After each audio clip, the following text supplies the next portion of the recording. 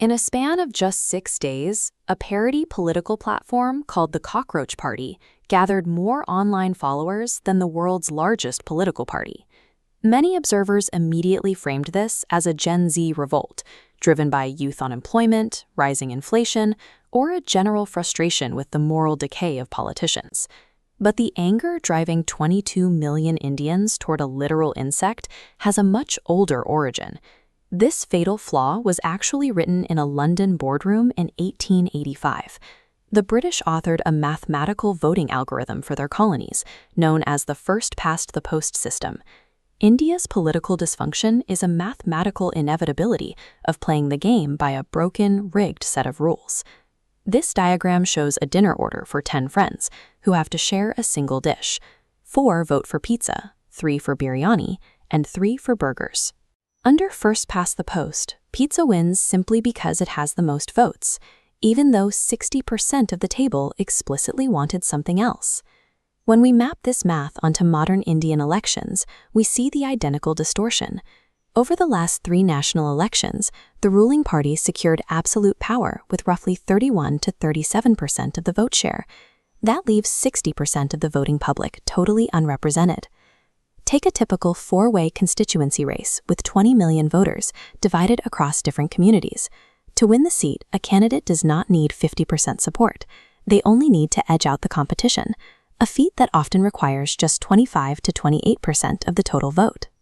The most efficient mathematical strategy to capture that 28% is to pick one specific demographic, as Mayawati's Bahujan Samaj Party did with targeted caste groups in Uttar Pradesh, and promise them exclusive access to government jobs and state contracts. By funneling all resources to that one core base, the candidate guarantees their victory. The remaining 70% of voters in that district receive nothing for the next 5 years. Because securing a narrow minority is mathematically sufficient to secure total control, the system incentivizes politicians to actively fracture communities. Unifying them simply isn't required to win. Imagine a hypothetical candidate named Mr. Sharma. He decides to ignore the math and run an inclusive campaign, intending to serve every demographic in his district equally. By spreading his attention and resources across the entire population, game theory dictates that Sharma immediately dilutes the benefits for his core voter base, making him vulnerable. A rival candidate will exploit this vulnerability by offering exclusive benefits specifically to Sharma's core demographic. Sharma's voters will defect, and his inclusive strategy guarantees his own defeat. On a national level, this dynamic crushes widespread reform movements.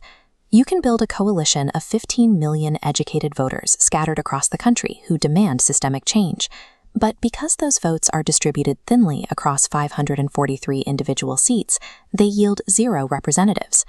This geographic trap buries national issues, like climate change or support for small businesses. They rarely gain parliamentary traction. Their advocates are not packed tightly enough into single, concentrated local districts.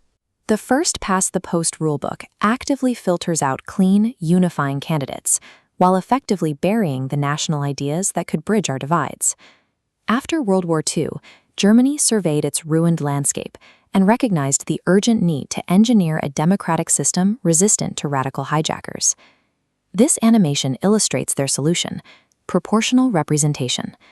Instead of a localized winner-takes-all fight, the percentage of total votes a party receives strictly dictates the percentage of seats they get in parliament. 10% of the national vote yields exactly 10% of the power. The primary objection to this system in India is the fear that it will create fractured parliaments and force weak, unstable coalition governments. Yet, historical data shows that India's most significant economic and technological leaps, from the 1991 liberalization to the implementation of the right to information and Aadhaar, were all engineered by massive coalition governments.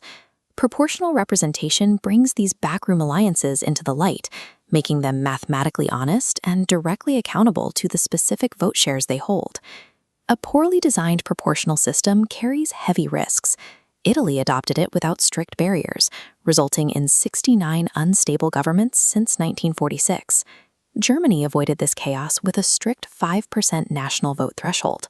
Any party failing to capture 5% of the total vote is denied entry, filtering out fringe parties and single-caste vanity projects. They also installed a constructive vote of no confidence. You cannot legally collapse a sitting government unless a replacement leader is already secured, preventing dangerous leadership vacuums. The choice facing India is clear. Continue clinging to an 1885 colonial algorithm designed to control subjects, or adopt a modern system designed to represent citizens. India cannot achieve its ambition of becoming a $30 trillion global superpower while running on a mathematical engine that erases the voices of 60